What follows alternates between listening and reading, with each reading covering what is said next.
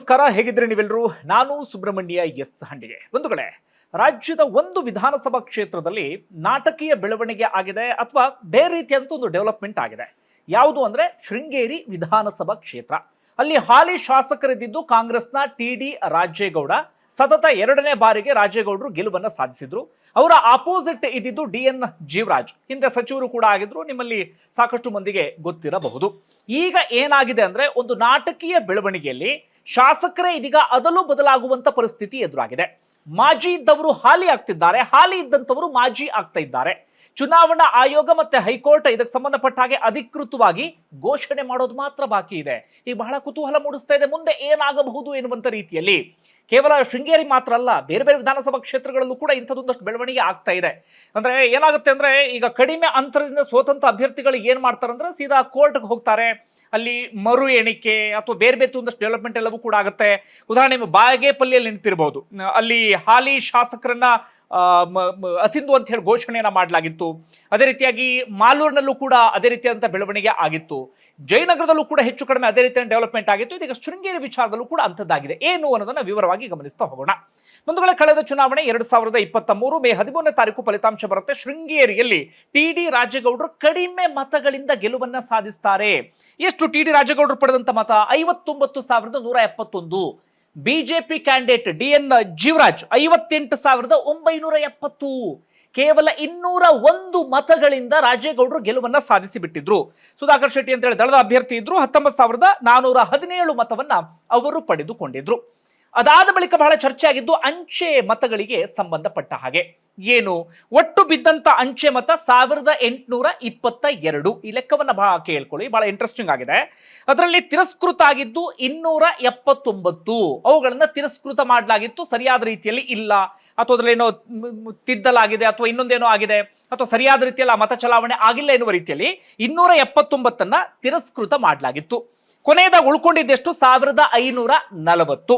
ಅದರಲ್ಲಿ ಡಿ.ಎನ್. ಜೀವರಾಜ್ ಅವರಿಗೆ 692 ಬಂದಿದ್ರೆ ರಾಜೇಗೌಡರಿಗೆ 569 ಮತ ಬಂದಿತ್ತು. ಇದು ಅಂಚೆ ಮತಗಳ ಲೆಕ್ಕಾಚಾರ. ಒಟ್ಟಾರೆಯಾಗಿ ಅಂಚೆ ಮತಗಳು, ಇವಿಎಂದು ಎಲ್ಲವೂ ಸೇರಿ 201 ಮತಗಳಿಂದ ಜೀವರಾಜ್ ಸೋತ್ರೆ ರಾಜೇಗೌಡರು ಗೆಲುವನ್ನ ಸಾಧಿಸಿದ್ರು. ಅದಾದ ನಂತರ ಜೀವರಾಜ್ ಏನ್ ಮಾಡ್ತಾರೆ, ಈ ವಿಚಾರವನ್ನ ಪ್ರಶ್ನಿಸಿ ತಿರಸ್ಕೃತಗೊಂಡಂತ ಅಂಚೆ ಮತಗಳಿಗೆ ಸಂಬಂಧಪಟ್ಟ ಹಾಗೆ ಅವರು ಹೈಕೋರ್ಟ್ ಮೆಟ್ಟಿಲನ್ನ ಏರ್ತಾರೆ. ಹೆಚ್ಚು ಕಡಿಮೆ 3 ವರ್ಷದಿಂದ ಇದಕ್ಕೆ ಸಂಬಂಧಪಟ್ಟ ಹಾಗೆ ನಿರಂತರವಾಗಿ ಹಗ್ಗ ಜಗ್ಗಾಟ, ಅದು ಇದು ಅಂತ ಏನೇನೋ ಒಂದಷ್ಟು ಬೆಳವಣಿಗೆ ಆಗ್ತಿತ್ತು. ಎಷ್ಟು ವರ್ಷದಿಂದ? 3 ವರ್ಷದಿಂದ. 2023 ರಿಸಲ್ಟ್ ಬಂದ ತಕ್ಷಣ ಅವರು ಹೈಕೋರ್ಟ್ ಹೋಗಿದ್ರು. ಅವತ್ತಿನಿಂದಲೂ ಕೂಡ ಒಂದಷ್ಟು ಹಗ್ಗ ಜಗ್ಗಾಟ ಎಲ್ಲವೂ ಕೂಡ ನಡೀತಾ ಇತ್ತು. ಕೊನೆಗೆ ಹೈಕೋರ್ಟ್ ಏನ್ ಹೇಳುತ್ತೆ, ಅಂಚೆ ಮತಗಳೆಲ್ಲವನ್ನು ಕೂಡ ಮತ್ತೊಮ್ಮೆ ಮರು ಎಣಿಕೆ ಮಾಡಿ ಎನ್ನುವಂತ ರೀತಿಯಲ್ಲಿ. ನಿನ್ನೆ ಮರು ಎಣಿಕೆ ಇತ್ತು. ಸಂಜೆಯಿಂದಲೇ ವಿಪರೀತವಾದಂಥ ಒಂದಷ್ಟು ಹೈಡ್ರಾಮಾಗಳೆಲ್ಲವೂ ಕೂಡ ಶುರುವಾಯಿತು. ಸಂಜೆ ಮಾಧ್ಯಮಗಳಲ್ಲಿ ಅಥವಾ ಎಲ್ಲ ಕಡೆಗಳಲ್ಲೂ ಕೂಡ ಒಂದು ಸುದ್ದಿ ಬಂದುಬಿಡ್ತು. ಏನಂತ? ಟಿ.ಡಿ. ರಾಜೇಗೌಡರು ಗೆಲುವನ್ನ ಸಾಧಿಸಿ ಬಿಟ್ಟಿದ್ದಾರೆ. ಈ ಅಂಚೆ ಮತಗಳ ಎಣಿಕೆಯಿಂದ ಯಾವುದೇ ಬದಲಾವಣೆ ಆಗಿಲ್ಲ, ಅವರಿಗೆ ಇನ್ನೂ ಒಂದಷ್ಟು ಹೆಚ್ಚಿನ ಮತಗಳೇ ಬಂದು ಬಿಟ್ಟಿದ್ದಾವೆ ಎನ್ನುವಂತ ರೀತಿಯಲ್ಲಿ ಟಿ.ಡಿ. ರಾಜೇಗೌಡರು ಹಾಗೆ ಕಾಂಗ್ರೆಸ್ನ ಕಾರ್ಯಕರ್ತರು ಸಂಭ್ರಮಾಚರಣೆಯನ್ನ ಮಾಡಿದ್ದು. ಮಾಧ್ಯಮಗಳಲ್ಲೂ ಬಂತು, ಎಲ್ಲ ಕಡೆಗಳಲ್ಲೂ ಕೂಡ ಬಂತು. ನೋಡುವಾಗ ಮಧ್ಯರಾತ್ರಿಯಲ್ಲಿ ಇನ್ನೊಂದಷ್ಟು ನಾಟಕೀಯ ಬೆಳವಣಿಗೆ. ಈ ಮತ ಎಣಿಕೆ ಎಲ್ಲವೂ ಕೂಡ ಮುಕ್ತಾಯವಾಗುವಾಗ ಬೆಳಗ್ಗೆ ಮುಂಚೆ 3 ಗಂಟೆ ಆಗಿತ್ತು. ಒಂದಷ್ಟು ಅಂಚೆ ಮತಗಳು ಸಿಕ್ಕಿಲ್ಲ ಎನ್ನುವ ಕಾರಣಕ್ಕಾಗಿ, ಸರಿಯಾದ ಲೆಕ್ಕ ಸಿಕ್ತಿಲ್ಲ ಎನ್ನುವ ಕಾರಣಕ್ಕಾಗಿ ಗದ್ದಲ, ಪ್ರತಿಭಟನೆ ಇಂಥದ್ದೆಲ್ಲವೂ ಕೂಡ ನಡೀತಾ ಇತ್ತು. ಅದಾದ ಬಳಿಕ ಬೆಳಗ್ಗೆ ಮುಂಚೆ 3 ಗಂಟೆ ಸುಮಾರಿಗೆ ಯಾರು ಚುನಾವಣಾ ಅಧಿಕಾರಿ ಇದ್ರು ಅವರು ಮಾಧ್ಯಮಗಳ ಮುಂದೆ ಮಾತನಾಡಿದಾಗ ಇನ್ನೊಂದು ರೀತಿಯಾದಂತ ಬೇರೆ ಬೆಳವಣಿಗೆ ಆಗೋದಿಕ್ಕೆ ಶುರುವಾಯಿತು. ಈ ಕಡೆ ಟಿ.ಡಿ. ರಾಜೇಗೌಡರು ಸಂಭ್ರಮಾಚರಣೆ ಎಲ್ಲವನ್ನು ಕೂಡ ಮಾಡಿಯಾಗಿತ್ತು. ನಾನೇ ಮುಂದುವರೆದ ಶಾಸಕನಾಗಿ ಇರ್ತೀನಿ, ಯಾವುದೇ ರೀತಿಯಲ್ಲೂ ಕೂಡ ಸಮಸ್ಯೆ ಆಗಿಲ್ಲ ಅಂತ ಹೇಳಿ. ಅದಾದ ಬಳಿಕ ಚುನಾವಣಾಧಿಕಾರಿಗಳ ಸುದ್ದಿಗೋಷ್ಠಿ ಎಲ್ಲವನ್ನೂ ಕೂಡ ಉಲ್ಟಾ ಪಲ್ಟಾ ಮಾಡಿಬಿಡ್ತು. ಏನಾಯ್ತು ಅದು ನೋಡುವಾಗ ರಾಜೇಗೌಡರ ವಿರುದ್ಧ ಇದ್ದಂತ ಜೀವರಾಜ್ ಅವರಿಗೆ 53 ಮತಗಳ ಬಹುಮತ ಬಂದುಬಿಟ್ಟಿದೆ. ಅಂದ್ರೆ ಅವರಿಗೆ ಹೆಚ್ಚಿಗೆ ಇದೀಗ 53 ಮತ ಬಂದಿದೆ. ಏನಾಗಿದೆ? ಬಹಳ ಇಂಟ್ರೆಸ್ಟಿಂಗ್ ಡೆವಲಪ್ಮೆಂಟ್ ಏನು ಅಂದ್ರೆ, ರಾಜೇಗೌಡರಿಗೆ ಒಟ್ಟು 569 ಅಂಚೆ ಮತಗಳಿತ್ತಲ್ಲ ರಾಜೇಗೌಡರಿಗೆ. ಮತ್ತೊಮ್ಮೆ ಕೇಳಿಸ್ಕೊಳ್ಳಿ, 569 ಅಂಚೆ ಮತಗಳಿತ್ತಲ್ಲ, ಈಗ ಅದರಲ್ಲಿ 255 ಅಸಿಂಧು ಅಥವಾ ತಿರಸ್ಕೃತ. ಈಗ ಅವರಿಗೆ ಬಂದಿರುವಂತ ಅಂಚೆ ಮತಗಳ ಸಂಖ್ಯೆ 314.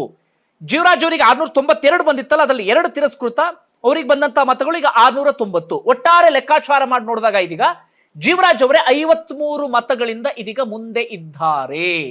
ಲೆಕ್ಕಾಚಾರದಲ್ಲಿ ಇದೀಗ ಅವರೇ ಶಾಸಕರಾಗುವ ರೀತಿಯಲ್ಲಿ ಕಾಣಿಸ್ತಾ ಇದೆ. ಬಟ್ ಗೊತ್ತಿಲ್ಲ, ಹೈಕೋರ್ಟ್ ಅಲ್ಲಿ ಇನ್ನೊಂದು ರೀತಿ ಹೋರಾಟ ಇರಬಹುದು ಅಥವಾ ಚುನಾವಣಾ ಆಯೋಗ ಯಾವ ರೀತಿ ನಿರ್ಧಾರ ತೆಗೆದುಕೊಳ್ಳುತ್ತೆ ನಾವು ಈಗಲೇ ಹೇಳೋದಕ್ಕಾಗಲ್ಲ. ಆದ್ರೆ ಈ ರೀತಿಯಾದಂತ ಒಂದು ನಾಟಕೀಯ ಬೆಳವಣಿಗೆ ಆಗಿದೆ. ರಾಜಗೌಡರು ಒಂದ್ ಕಡೆ ಸಂಭ್ರಮಾಚರಣೆ ಮಾಡಾಗಿತ್ತು, ಬೆಳಗ್ಗೆ ಮುಂಚಿನ ಹೊತ್ತಿಗೆ ಬಿಜೆಪಿ ಕಾರ್ಯಕರ್ತರ ಸಂಭ್ರಮಾಚರಣೆ, ಜೀವರಾಜ್ ಅವರ ಸಂಭ್ರಮಾಚರಣೆ.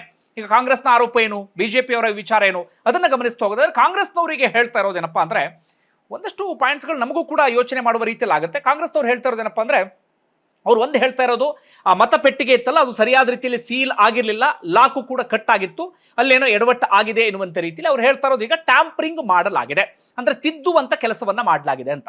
ರಾಜಗೌಡರು ಹೇಳ್ತಾ ಇರೋದೇನು, ಕಳೆದ ಬಾರಿ ನನಗೆ ಇಂತಿಷ್ಟು ಅಂತ ಹೇಳಿ ಅಂಚೆ ಮತ ಬಂದಿತ್ತಲ್ಲ, ಅದರಲ್ಲಿ ಈಗ 255 ತಿರಸ್ಕೃತ ಮಾಡಿದ್ದಾರೆ. ಈ 255 ತಿರಸ್ಕೃತ ಮಾಡೋದಕ್ಕೆ ಕಾರಣ ಏನಪ್ಪಾ ಅಂದ್ರೆ ಡಬಲ್ ಟಿಕ್ ಅಥವಾ ಡಬಲ್ ಎಂಟ್ರಿ ಆಗಿದೆ.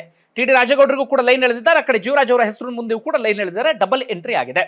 ಕಳೆದ ಬಾರಿ ಮತ ಎಣಿಕೆ ಆಗುವಂತಹ ಸಂದರ್ಭದಲ್ಲಿ ನಮ್ಮ ಪಕ್ಷದ ಏಜೆಂಟ್ ಕೂಡ ಇದ್ರು. ಈ ಬಾರಿ ಸುಧೀರ್ ಕುಮಾರ್ ಮುರಳಿ ಅಂತ ಇದ್ರು, ಅವ್ರು ಹೇಳ್ತಾರೆ ಕಳೆದ ಬಾರಿ ಕೂಡ ನಮ್ಮ ಪಕ್ಷದ ಏಜೆಂಟ್ ಇದ್ರು, ಹಾಗೆ ಬಿಜೆಪಿಯ ಏಜೆಂಟ್ ಕೂಡ ಇರ್ತಾರಲ್ಲ ಅವರ ಸಮ್ಮುಖದಲ್ಲೇ ಅಥವಾ ಅವರ ಕಣ್ಣಿಗೆ ಕಾಣುವ ರೀತಿಯಲ್ಲಿ ಎಣಿಕೆ ಎಲ್ಲವನ್ನು ಕೂಡ ಮಾಡಲಾಗಿತ್ತು.